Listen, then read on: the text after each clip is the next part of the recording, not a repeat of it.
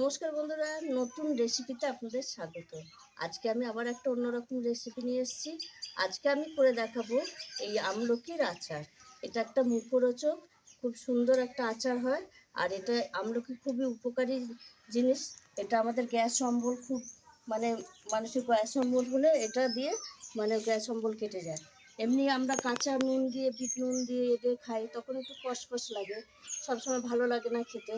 আর এটা যদি একটু অন্যরকম করে রাখি, একটু আচার বা চাটনি করে রাখি, তাহলে কিন্তু সেটা মুখেও ভালো লাগবে খেতে, আর আমাদের স্বাস্থ্যের জন্যও খুব উপকার হবে।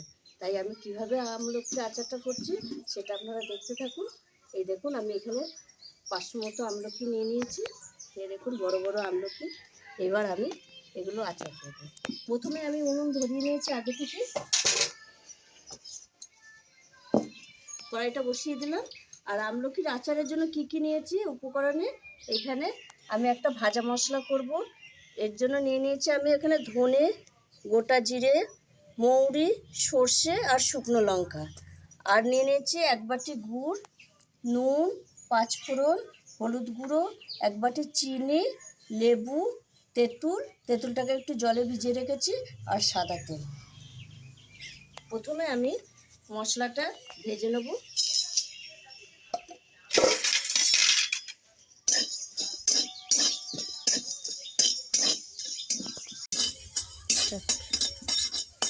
মশলা ভাজা হয়ে গেছে, এবার আমি ঢেলে নিচ্ছি।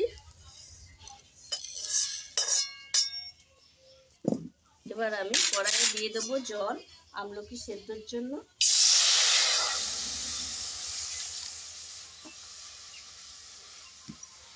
এই আমলকিগুলো আমি একটু ভাপিয়ে নেব।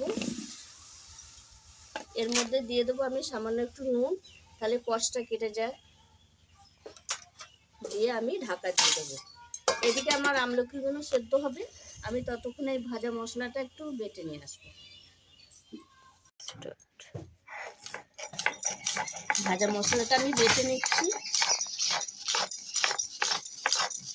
বাটাটা আমি একটু খচা খচা রাখবো, তাহলে একটু মুখে লাগবে, খেতেও ভালো লাগবে।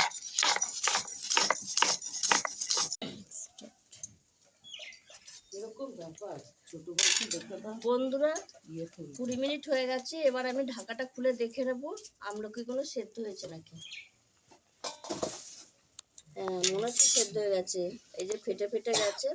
হ্যাঁ, এই দেখুন বন্ধুরা, সব সেদ্ধ হয়ে গেছে। এবার আমি নামিয়ে নেবো। আমি এগুলো একটু ঠান্ডা জলে দিয়ে দেবো, তাহলে তাড়াতাড়ি আমি ছাড়িয়ে নিতে পারবো বীজ থেকে। ঠান্ডা জলে দিলে তাড়াতাড়ি এগুলো ছাড়ানো হয়ে যাবে। এইবার আমি আমলকিগুলো এরকম ছাড়িয়ে নেব, আর এই বীজগুলো ফেলে দেবো। এইভাবে আমি সব আমলকি ছাড়িয়ে নেব।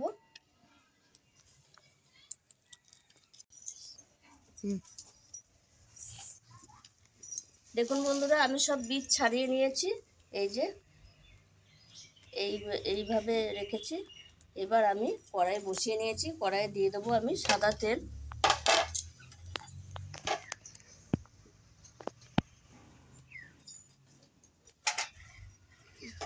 আচারে বেশি তেল লাগে না, অল্প তেলেই হয়ে যাবে।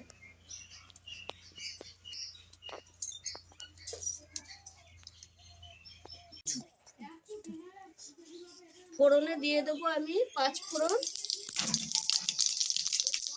আর শুকনো লঙ্কা, 2টো শুকনো লঙ্কা দিয়ে দিচ্ছি।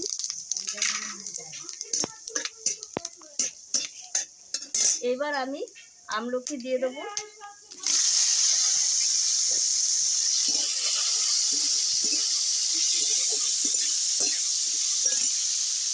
এবার আমি দিয়ে দেবো নুন সামান্য, সেদ্ধর সময় নুন দিয়েছি তাই অল্প দেব। আর দিয়ে দেবো হলুদ গুঁড়ো, অল্প পরিমাণে দেব। দিয়ে আমি আমলকিটা একটু ভাজা ভাজা করে নেব।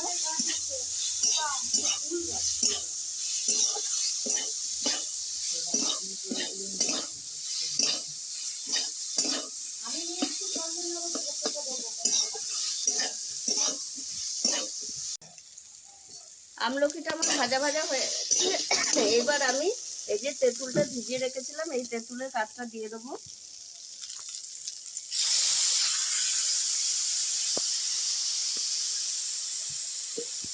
এই তেঁতুলটা দিলে একটু টক টক লাগবে, আর এই কষ ভাবটা আমলকি থাকবে না।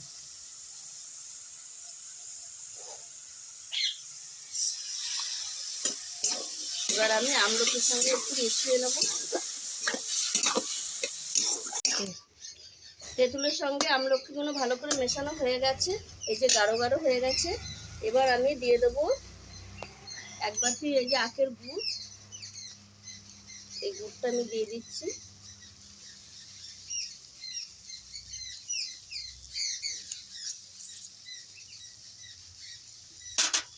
আর দিয়ে দেবো 1 বাটি চিনি। মিষ্টিটা আপনারা যে যেরকম খাবেন সেইভাবে দেবেন।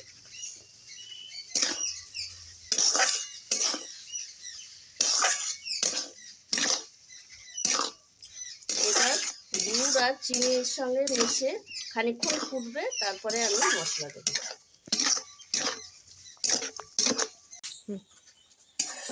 এই দেখুন বন্ধুরা, গুড় চিনি দেওয়ার পর 10 মিনিট মতো ফুটেছে। এই দেখুন আচারটা আমার হয়ে গেছে।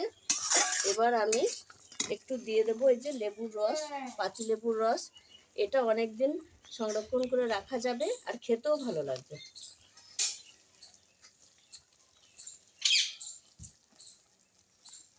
একটুক্ষণ বন্ধুরা, আচারটা আমার রেডি হয়ে গেছে। এইবার আমি দিয়ে দেবো এই যে ভেজে গুঁড়িয়ে রাখা মশলাটা। এটা খেতে একটা সুন্দর গন্ধ আসবে আর খেতেও ভালো লাগবে বেশ। আমলকি তো একটু কষ কষ হয়, তা আমি যেইভাবে আচারটা করেছি তাতে একটুও কষ লাগবে না, খেতে এমনি আচারের মতনই ভালো লাগবে। আর এখনকার আমলকি কষ হলে অনেকে আমলকিটা খেতে চায় না, বাচ্চারা তো কষ লাগলে খেতে চায় না, কিন্তু এইভাবে একটু আচার করে দিলে বা চাটনি করে দিলে ওরা খুব ভালোভাবে খাবে। আর এটা গ্যাস অম্বলের খুবই উপকারী, হজমও করবে।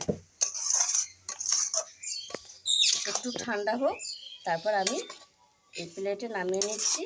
আর আপনারা এইভাবে বেশি করে আমলকি আচার করে স্টোর করেও রাখতে পারবেন, কোনো অসুবিধা নেই, নষ্টও হবে না, কিছুই না।